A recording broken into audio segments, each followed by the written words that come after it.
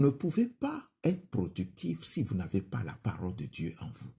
Parce que la parole que vous avez en vous, c'est le Christ qui est en vous. C'est de cette façon.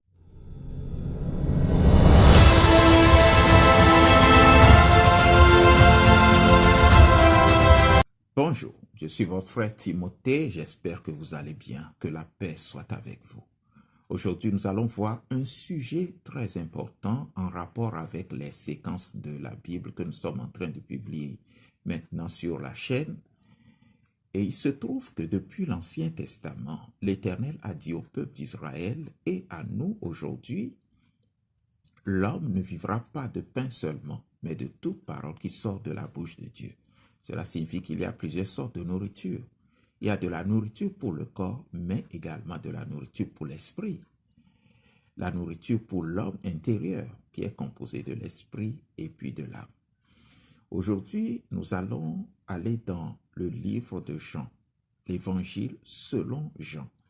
Au chapitre 15, nous commençons à partir du verset 1. Et c'est le Seigneur Jésus qui parle ici. Il dit, je suis le vrai cep et mon Père est le vigneron. Donc le Seigneur Jésus va faire une analogie, d'accord, entre le royaume de Dieu et puis un arbre. Et il dit qu'il est l'arbre, bien il est le tronc de l'arbre. Mais le Père, c'est-à-dire le Père céleste, le Dieu qui a créé toutes choses, il est le vigneron, il est celui qui s'occupe de l'arbre et de la terre sur laquelle l'arbre est planté. Le verset 2 dit, tout sarment qui est en moi et qui ne porte pas de fruits, il le retranche. Donc le Père, le Dieu vivant, il coupe toute branche de l'arbre qui ne porte pas de fruits. Parce que les branches sont là pour porter les fruits de l'arbre. Maintenant, quand une branche ne porte pas de fruits, l'Éternel la coupe. Et tout sarment qui porte du fruit, il les monte afin qu'ils portent plus de fruits. Donc, il y a des branches qui portent heureusement beaucoup de fruits. Alors, le Père, l'Éternel, les monte. Il y travaille, il en prend soin, il fait de telle sorte que la branche qui porte du fruit puisse porter encore plus de fruits. Ceci concerne le fonctionnement, je dirais, du royaume de Dieu. Lorsque l'Éternel voit qu'une branche de sa vigne porte beaucoup de fruits, l'Éternel fait tout pour qu'il en porte plus, pour que cette branche ou bien ce sarment porte encore plus de fruits. Vous savez que la passion première pour l'Éternel, le Dieu Tout-Puissant, c'est le salut des âmes. Depuis que la chute a intervenu dans le jardin d'Éden, l'Éternel s'est employé à sauver les hommes. Parce que quand une âme est séparée de Dieu, lorsque le moment vient pour cette âme de laisser tomber son corps sur la terre, cette âme ne peut pas monter vers Dieu. Et cette âme-là se retrouve dans un endroit de tourment. Et l'Éternel ne veut pas ça. Donc son amour le pousse à vouloir sauver les âmes. C'est pourquoi lorsqu'une branche travaille pour le royaume de Dieu et est efficace dans son œuvre, l'Éternel l'aide, l'Éternel fait tout pour que cette branche-là puisse porter plus de fruits. Maintenant, il faut comprendre tout de suite que la branche de l'arbre représente le Fils de Dieu, c'est-à-dire vous qui êtes nés de nouveau, vous qui êtes chrétiens, vous qui croyez en Christ. C'est de vous qui parle ici, c'est vous qui êtes ou bien qui représentez les branches de l'arbre ici. Et c'est très important, c'est très intéressant, plutôt je dirais, c'est les branches qui portent les fruits de l'arbre. Donc cela signifie que c'est vous qui portez la gloire de Dieu sur la terre aujourd'hui. Ça, c'est important de le noter Nous allons au verset 4. Demeurez en moi et je demeurerai en vous. Comme le sarment ne peut de lui-même porter du fruit s'il ne demeure attaché au cep. Ainsi, vous ne le pouvez non plus, si vous ne demeurez en moi. Donc le Seigneur dit, demeurez en moi. Et s'il vous demande de demeurer en lui, ça veut dire que vous êtes déjà supposé être en lui. Vous êtes en lui et il vous demande de demeurer, c'est-à-dire de rester en lui. Et quand vous le faites, il dit, lui également, il demeurera en vous. Il dit, comme le sarment ne peut de lui-même porter du fruit, imaginez un arbre fruitier dans la cour de votre maison. Vous constaterez que ce sont les branches de cet arbre-là qui portent les fruits de l'arbre. Maintenant, imaginez qu'une branche est coupée. La branche qui est retranchée de l'arbre ne peut pas produire du fruit. Voilà ce que le Seigneur Jésus dit ici. C'est la même chose dans le domaine de l'esprit. Quand vous n'êtes pas rattaché au cep qui est le Christ, vous ne pouvez pas porter du fruit pour le royaume de Dieu. Voilà de quoi le Seigneur Jésus parle. Maintenant, il y a des choses intéressantes dans ce passage. Le Seigneur dit, demeurez en moi. Comment est-ce que vous pouvez demeurer en lui? Nous allons voir ça. Et comment est-ce que lui, il peut demeurer en vous? Je veux dire, dans les faits. Dans les faits, comment est-ce que ça se fait? Nous allons au verset 7 pour avoir des réponses à cette question que je viens de nous poser. Si vous demeurez en moi et que mes paroles demeurent en vous, demandez ce que vous voudrez et cela vous sera accordé. Donc ici encore, il dit, si vous demeurez en moi. Donc comment est-ce qu'on peut demeurer en lui? Parce que ici, il pose des conditions. Comment est-ce qu'on peut demeurer en Christ? On demeure en Christ en donnant sa vie à Christ. C'est ce qu'on appelle la nouvelle naissance, dont le Seigneur Jésus a parlé à un certain Nicodème dans le livre de Jean, toujours au chapitre 3. Il lui a dit, il faut que tu naisses de nouveau. Et c'est la même chose qu'il nous dit également. Il faut que tu naisses de nouveau. Et lorsque quelqu'un naît de nouveau, il est en Christ. Dans 2 Corinthiens, chapitre 5, verset 17, il nous est dit, si quelqu'un est en Christ, si quelqu'un, donc, si quiconque, n'importe qui, si vous êtes en Christ, alors la Bible dit, celui qui est en Christ, il est une nouvelle créature. Donc c'est de cette façon que vous êtes en lui. Et il vous demande de demeurer en lui, de ne pas vous éloigner, de demeurer en lui. Maintenant, comment est-ce que lui, il demeure en vous? C'est la réponse que Jean 15, le chapitre et le verset 7 plutôt nous dit. Il dit, si vous demeurez en moi, là, c'est déjà vu, on a déjà vu comment est-ce qu'on demeure en lui. Maintenant, il dit, et que mes paroles demeurent en vous. Donc, c'est la manière pour le Christ de demeurer en vous. C'est au travers de ses paroles. Et ces paroles dont il parle ici, c'est tout simplement la parole de Dieu. C'est la Bible dont il est en train de parler.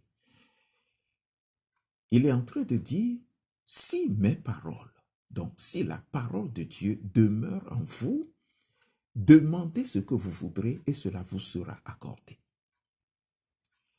Ce que vous demandez et que l'Éternel vous accorde, cela devient le fruit que votre branche porte sur l'arbre. Parce que le fruit, c'est la gloire de l'arbre.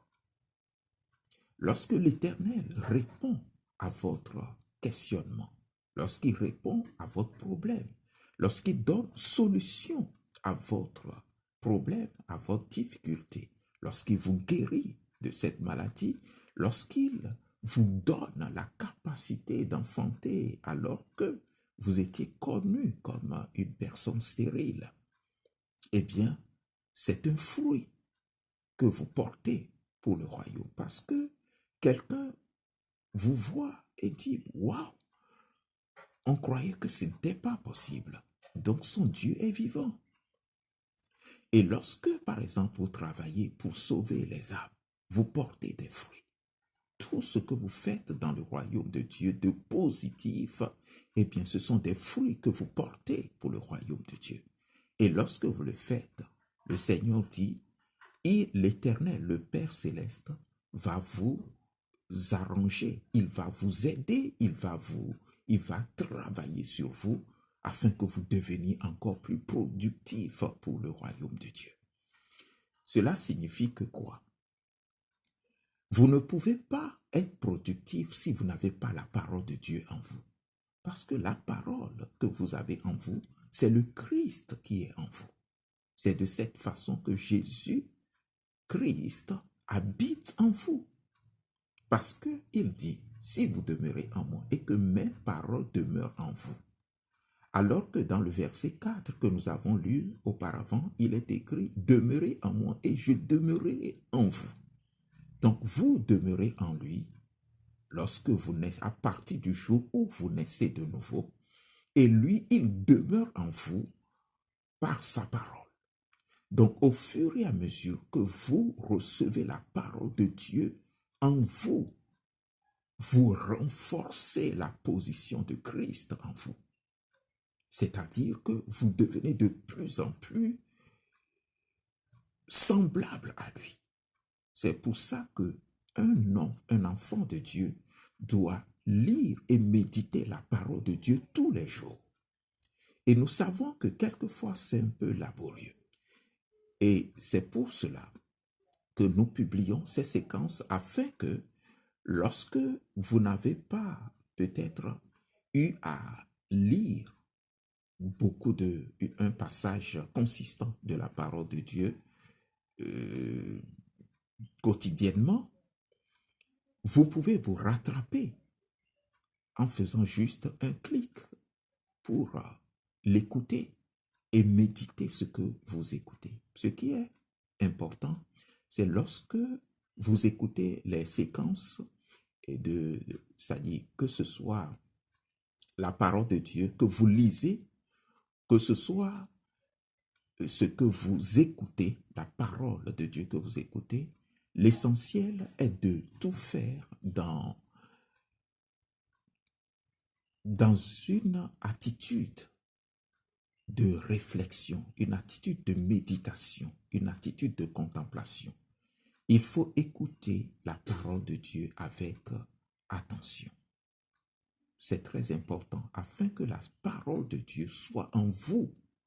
Et quand la parole est en vous, elle produira des résultats en vous. C'est la parole de Dieu qui est en vous qui produit des résultats.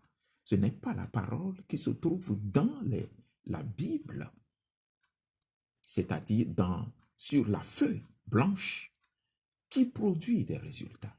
Mais c'est la parole qui est en vous. Lorsque vous écoutez ou que vous lisez avec méditation la parole de Dieu, quand elle entre en vous, eh bien cette parole fait partie de vous. Et c'est cette parole qui va produire des résultats pour vous. Donc il est extrêmement important pour chaque enfant de Dieu d'avoir à lire et à méditer la parole de Dieu tous les jours.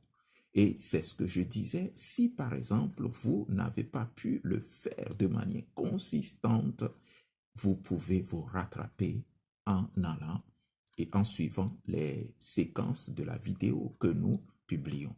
Parce que une chose également est certaine, c'est que la plupart du temps, on lit la parole de Dieu de manière éparse. On prend ce verset peut-être selon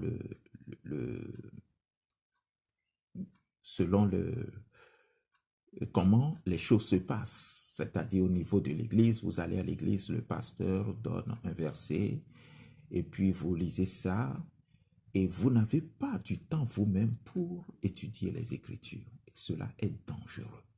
Cela est dangereux. Vous devez étudier les Écritures vous-même. Vous devez avoir l'Écriture, la parole de Dieu en vous-même. Et cela est absolument important. Donc, c'est ce que nous sommes venus partager avec vous aujourd'hui. Il y a quelque chose que je veux également mettre en exergue.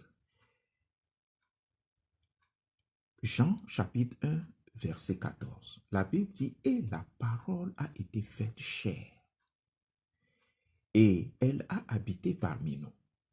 De quoi est-ce qu'on est en train de parler? On parle de Christ, on parle de Jésus. Jésus est la parole qui a pris un corps physique pour vivre parmi les hommes. Ceci est très important. Parce que quand Jésus dit, si vous demeurez en moi et que mes paroles demeurent en vous, la parole de Dieu, c'est le Christ lui-même. Vous voyez Jésus, quand il était venu sur la terre, il était semblable à un être humain ordinaire. Mais à l'intérieur de lui, c'est l'Esprit de Dieu. L'Esprit qui était en lui, c'est la parole de Dieu. Et Jésus dit que ma parole est esprit et vie. Donc cet homme était animé par la parole de Dieu. Donc lorsque vous lisez la parole de Dieu, c'est le Christ que vous renforcez en vous. Permettez-moi d'utiliser ce mot-là. Je ne sais pas comment le dire autrement. Donc, vous devez avoir la parole de Dieu chaque jour. Je pense que nous allons nous arrêter ici pour ne pas faire une longue vidéo. Et nous allons revenir sur ces choses, sur l'importance de la parole, l'importance de la méditation de la parole de Dieu. Comment ça se fait dans la pratique? Nous allons y revenir incessamment. J'espère que vous avez appris quelque chose. Si vous n'êtes pas encore abonné à la chaîne, eh bien, abonnez-vous à la chaîne et activez la cloche de notification pour ne rien rater. Partagez également la vidéo. C'est une manière d'informer, de sensibiliser les autres. C'est quelque chose d'extrêmement important, n'est-ce pas? Que le Seigneur vous bénisse et vous accorde la paix. À très bientôt.